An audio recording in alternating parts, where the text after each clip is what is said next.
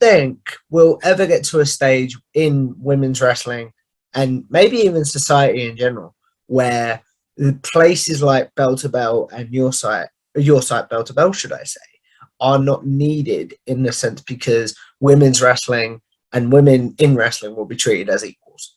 I am the Solid Monster, and you're watching Tom Talks Rubbish right here on YouTube. And hit that subscribe button for more videos just like this one.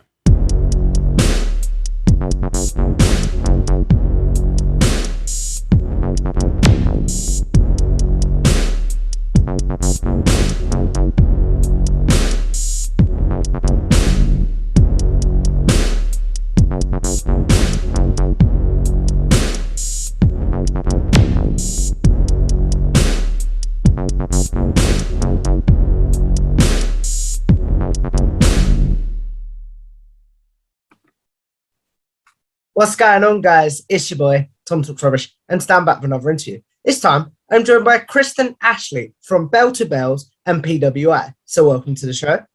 Thank you for having me. I'm excited to chat. So if we take this back, where does Kristen first discover wrestling? Oh my God. So actually it was only 2014. I'm still a pretty new fan. Really? Yeah. My family, my dad and my brother and my sister were always fans. Like my dad, he grew up behind Mr. Wonderful, I think it was, Mr. Wonderful 2. So like he grew up in Atlanta where it's like in the 70s and the 80s, that was the spot to be for wrestling. So he grew up with wrestling. My family grew up with wrestling. But I, up until 2014, was the one that made fun of it. I was always like, what is this? This is fake. Like I was that person. And then one day it was, I don't remember what pay-per-view it was, but it was a WWE pay-per-view. And my dad said, instead of making fun of it, why don't you just sit down and actually watch it? And Dean Ambrose, John Moxley, was the one who drew me in. Like he was so hilarious and funny. And so then like I was hooked. From that point on, I was completely hooked. So okay. So what I am really curious to know, as someone that made fun of wrestling in your own words, what is an opinion that you went back, that now you've become a fan of it, that you're like, okay, I was wrong. Like, and then what is one that you still maybe hold from your making fun of it days?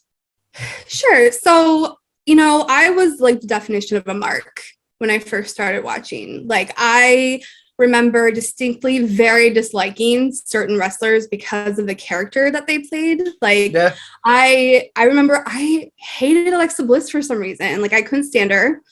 I couldn't stand Nikki Bella, but I liked her sister for some reason. Like there were characters that I just really didn't like. And I mean, as a fan, before you get into the business, like that's what the emotions they want you to feel. Yeah, definitely. But now that I'm not there and I see them as human beings and characters, it's a little bit easier to tell them apart.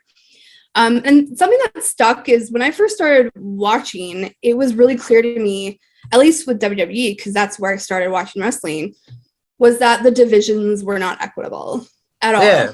Like it became instantly clear that there was one women's match, sometimes none at all.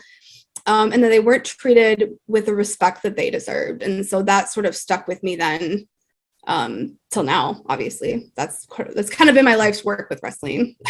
Yeah. So before we get into your life's work in your own words, have you had a period since 2014 that you've sort of decided, okay, I'm going to take a break from Reds? Like basically your lapse period.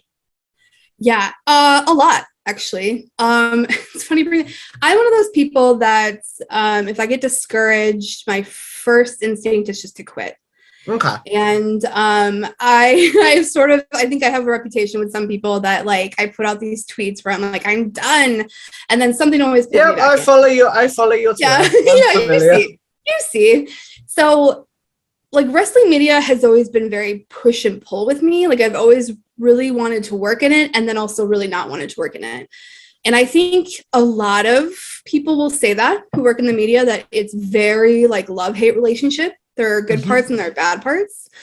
And so I, instead of like maybe talking to a therapist, I jump on Twitter and talk like, oh, I'm just so sick of this. And sometimes it leads to really cool opportunities. And sometimes it's just me being frustrated and all of that. And so, yeah, I mean, I think every other day I would say I'm like ready to quit it, but it is like this love-hate relationship. And I would say a lot of women, in my experience, the women that I've talked to, experience it really heavily that way, where they just feel like they're not moving forward enough. They're not, getting the attention that they definitely deserve. I'm not saying that about me necessarily, but there are a lot of women out there who are very frustrated. So I don't think that I'm the only one. I just think I'm probably way too vocal about it when I do want to quit. Yeah, I don't think that's a wrestling media thing. I think that's a content creating thing, because Absolutely. I'm sure I have days where it's like, okay, my channel's not grown, or you know how it is. And it's like, do I give up? But I think, like we were saying off camera, you have to realize that you are reaching out to other people, and it's like, wow, this is actually quite cool. Right. And sometimes it just takes pivoting, like I was trying to be something, when we started Belle to Bells, I was trying to be something that we just really weren't. And we weren't going, it's like trying to swim upstream. Whereas then when we became closer to what we really are, then it started to get easier. So it just, like, sometimes you just have to pivot instead of quit, or take a break. Like, it's absolutely okay to take a break. Absolutely. Yeah. Definitely, because, and this isn't going to be completely about me, but like, as we were talking about off camera, where I've had no laptop for 2 weeks, I've had sort of a self-enforced break sort of thing. Right. Yeah. Oh, yeah. Absolutely. So it's like, now I feel refreshed and stuff like that. Right. So what have you put in place? Because obviously with Belle to Bells, you have to watch a lot of wrestling. So what have you put in place to stop burnout? And then we will get into Belle to Bells, if that's okay. Sure. Yeah. I like I said, I think it's absolutely okay to step away and to know your boundaries. And everybody everywhere with a job and a life knows the struggles of work-life balance. Like, balancing life is super hard. And so I'm sober, and my sponsor, she's very good about teaching about time management, because that's where I seem to fail a lot. So what she taught me was a pie chart, and to take, the worst week, the week that you have the most work hours, and divide it by how many hours there are in a week, and make it into a pie chart, and to see, so because then you can see physically and visibly where your time is being spent. And that has always helped me, because then I see, like, where's my free time, or where is the time where I just get to sit and I'm not thinking about working. So those things are always really helpful. Like, getting an actual image of how my week is being spent is really important to me. But also just being willing to step back. And that's the great thing about Belle to Bells, is that there's multiple co-founders. So I'm in no way like the only person responsible for the site. So it's nice that I can just go, look, I'm taking a week, and feel okay doing that. And then you're, like you said, you come back and you're just like, I'm ready to work. Yeah. I'm ready to go. Right. Yeah. So I feel like there's so much to discuss with your stuff like that, and the burnout side of it, and being the co-founder. But before we get into all that, how did Belle to Bells come about? Sure. So Belle to Bells, so I worked before Belle to Bells, I was the editor-in-chief at Diva Dirt. And Diva Dirt is funded, at least back then it was, by investors. There's backers to that site. And so I was paid and all that. But like, there are always compromises that you have to make when you have investors. And so there were news pieces that were printed that neither I nor really my editorial staff at the time really wanted to print. And so it became a matter of like, am I happy with what I'm putting out here? And, I was happy with Diva Dirt, like with the content we were creating. I was happy with the staff. I thought we did a really good job of things, and we were sort of making a name for Diva Dirt and making a name for myself, frankly. And so I was really excited about that. And I made a lot of connections at Diva Dirt that I still have.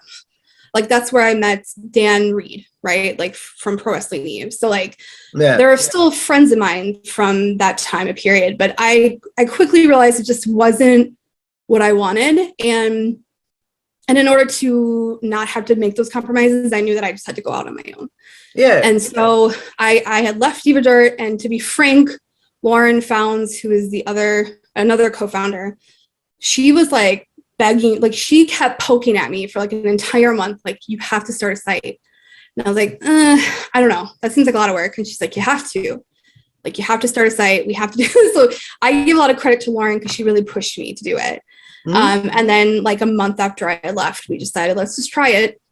And we had really great writers, right off the bat. We had like people who were willing to help and give their time and willing to help like promote my stuff and promote the site, which is great. So yeah, it was just a matter of not compromising what I wanted to do anymore. Fair enough.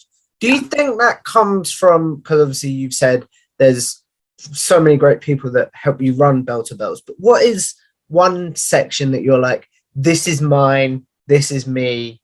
Do you know what I mean? Like, yeah. I mean, I do a lot of like, right now it's sort of in limbo, but when I was writing, it was just a lot of like news, because those are really easy for me to just punch out. But also like, I really now enjoy like the backstage part of stuff. So where like you'll see Warren like always doing the interviews. I'm the one that's like contacting people and planning these events that we run, like these, celebrations that we run on YouTube and kind of thing. I'm the one planning those, contacting people, researching, making those questions for most of the interviews. I'm doing all of that stuff and reaching out to other women in the field too, which has always been really important to me. And so I really like the organization part of it more than like having to sit down and be a content machine. Some people are really good at that, and I am really just not. Like, if I feel like it's a chore, then I don't really want to do it. And I feel like with my just, my personal work experience and stuff, the organization part of it has always been like my part of Belle to Bells. Yeah. Do you feel like, because as you say, you're better at the behind the scenes side of it, there will come a day where you're like, okay, guys, this is all you. I'm just going to do the behind the scenes stuff now and maybe not be a contributor? Yeah, that would be ideal. The thing is, it's like I've promised myself that I'm not bringing anyone on that I can't pay in some way. Like when I first started, it was everyone just wrote when they could. We had a lot of writers who really dedicated their time.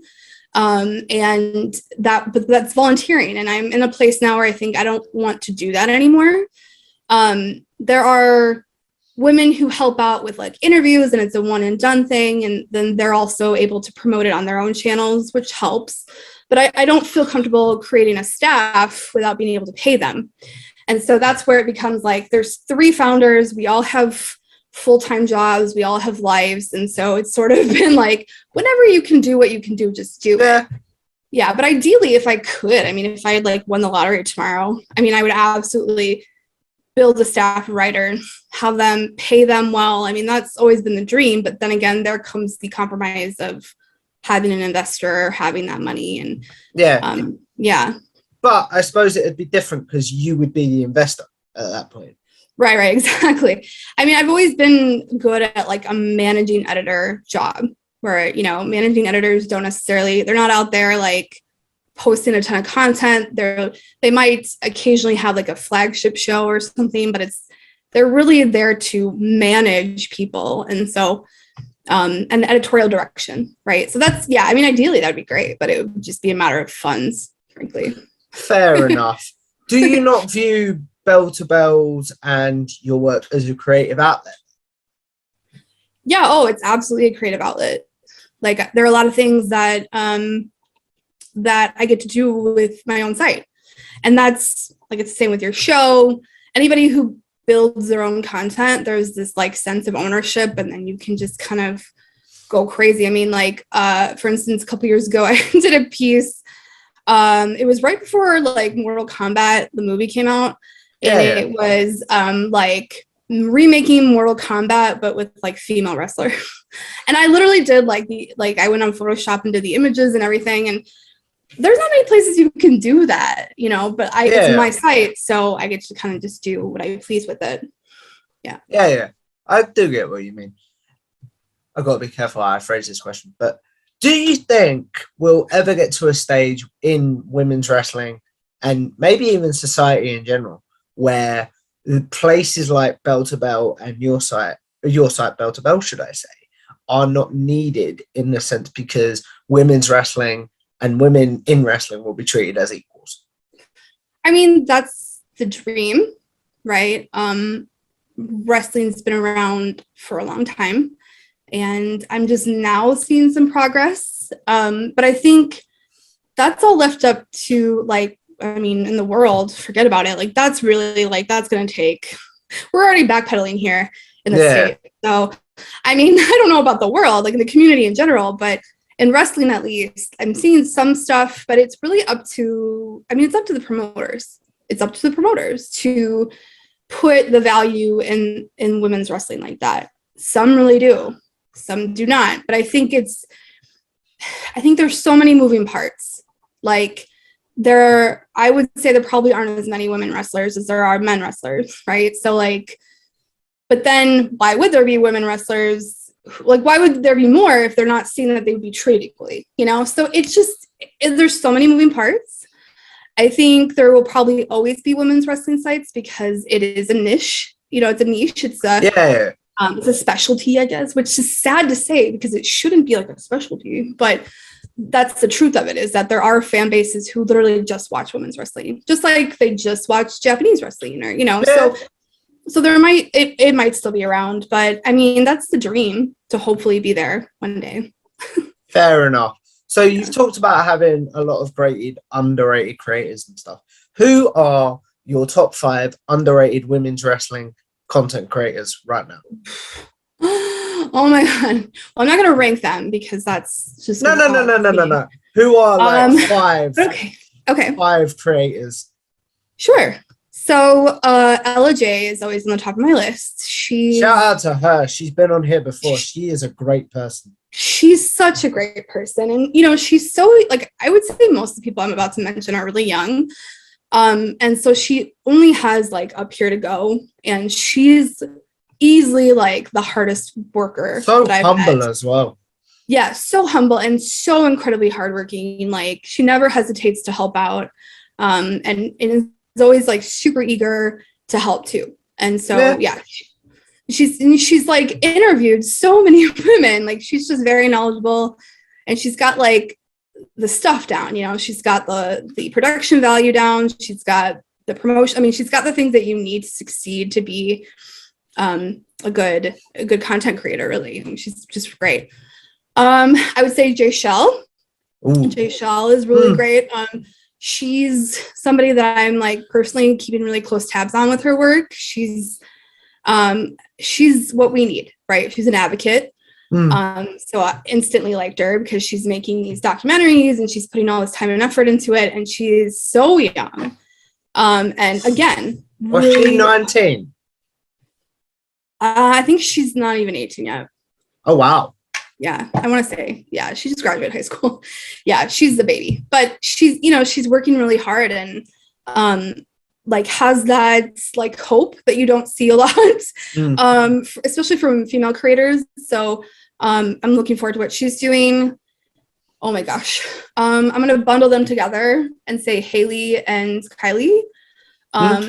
They're doing great stuff. I've watched a little bit of their work and they're just great stuff. I haven't had a chance to work with Kylie yet, but I have worked with Haley and she's fantastic. You should. I have. She's very good.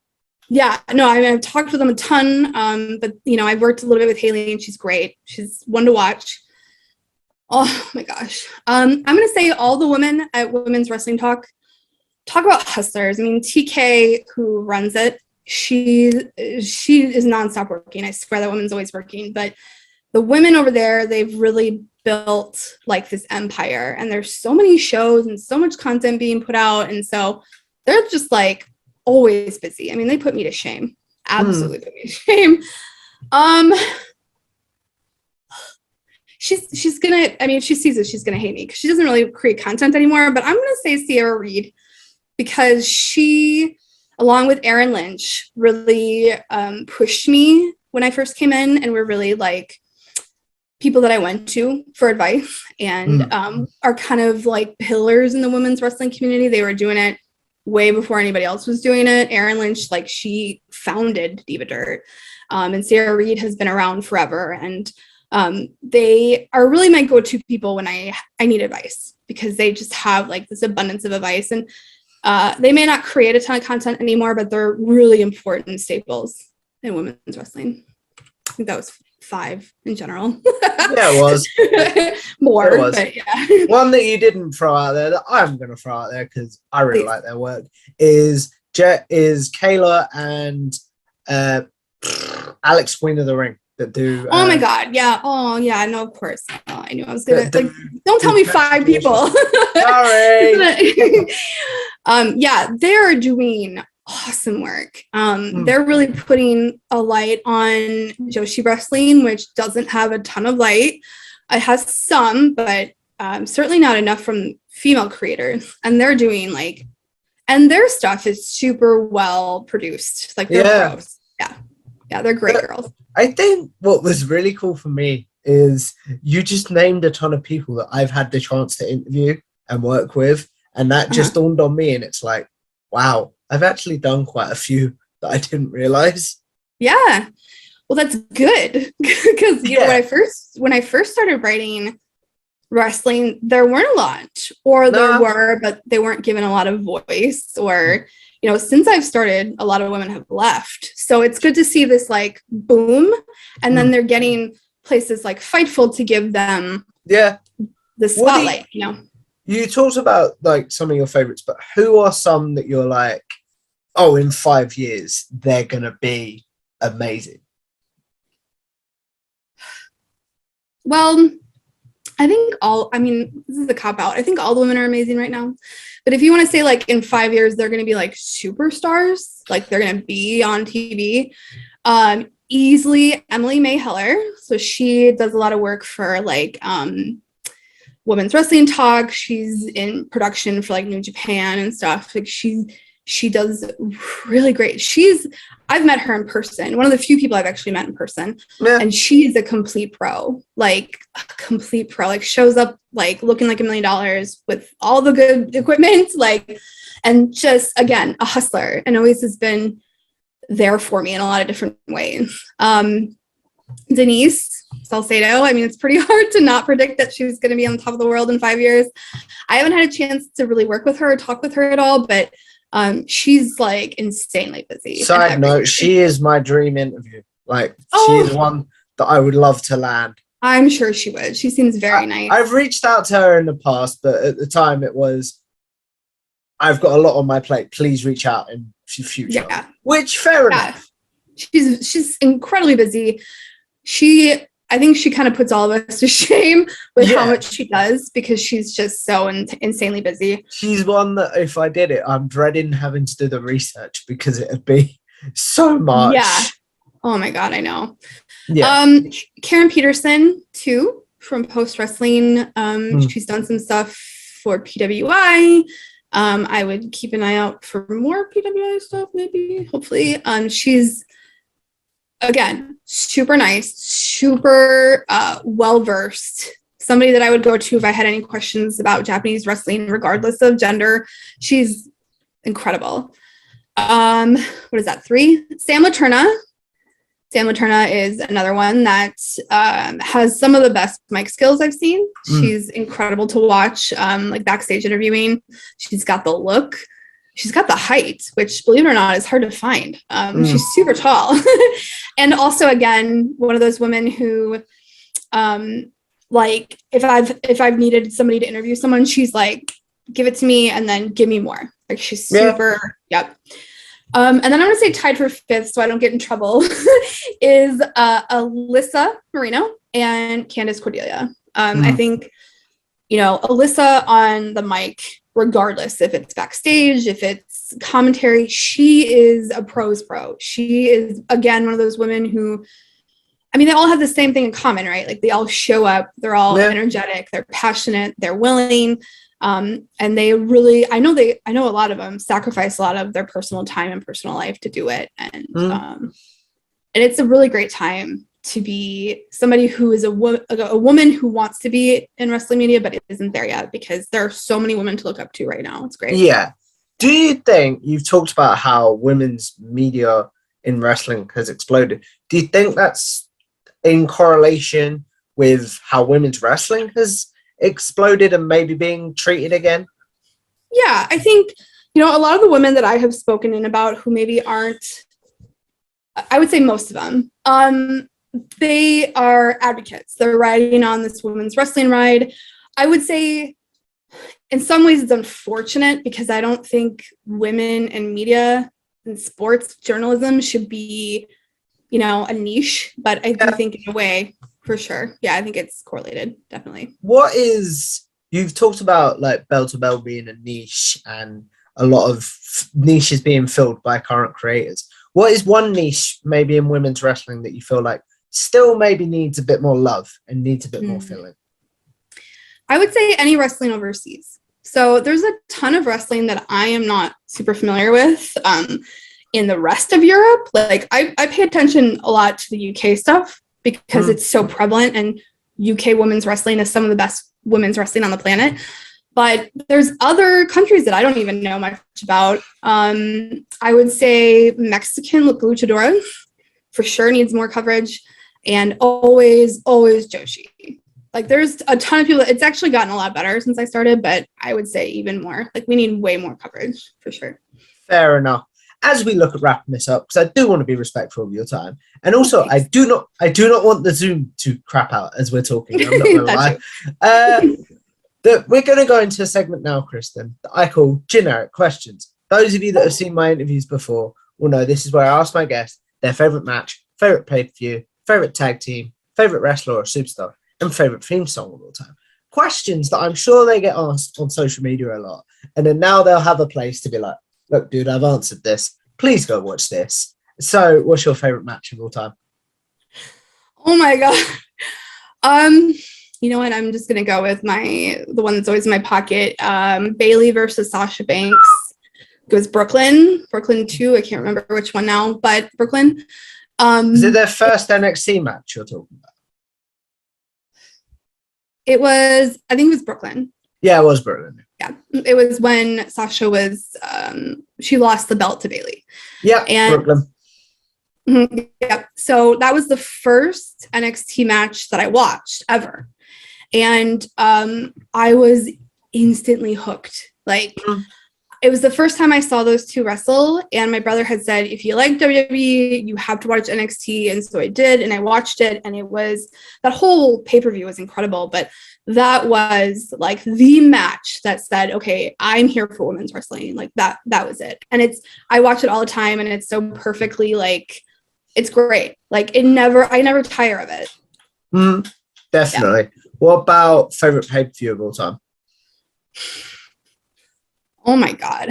I'm gonna go generic and say Evolution, I guess. Fair enough. Or any all women's wrestling pay-per-view. NWA Empower was actually incredible. It was way better to be there live, I'll say that, but it was, yeah, any of those. But Evolution 2 is like right before I started Diva Dirt, so it was like this really special moment for me that I thought, well, this is when women's wrestling is gonna like explode, and then of course it faltered, but yeah. Fair enough. Favorite tag team of all time?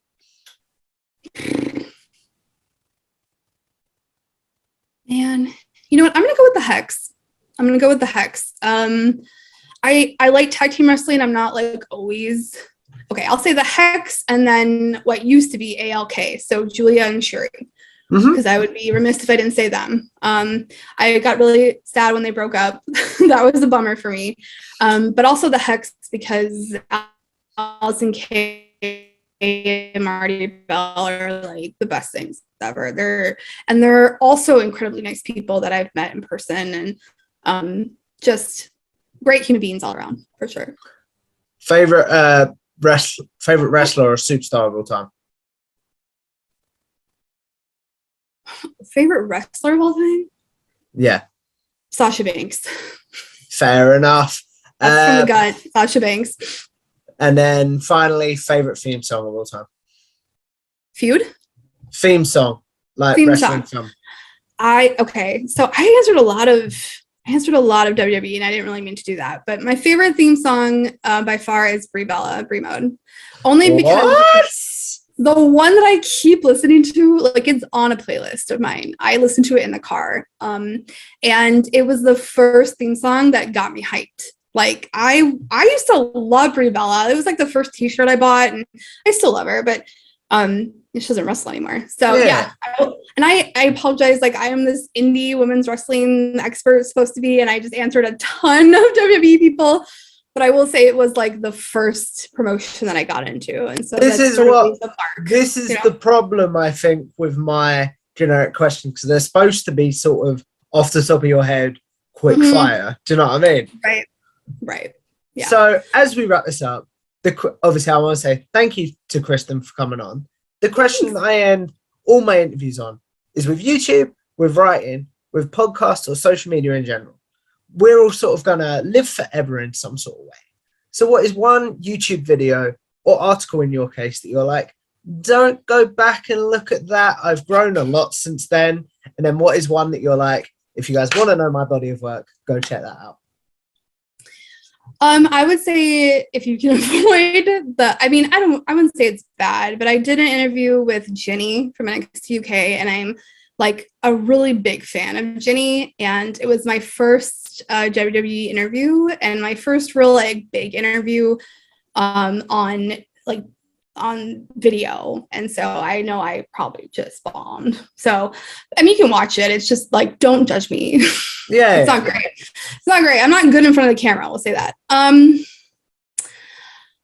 actually going to push. There's an article on Fightful that I did a couple years back on the sexualization of female wrestlers. And I got to interview a few women on how wrestling and sports in general sexualizes women in sport by like making them dress a certain way, and then how that translates to like certain fans like thinking they're able to touch them or that they're like after them on social media.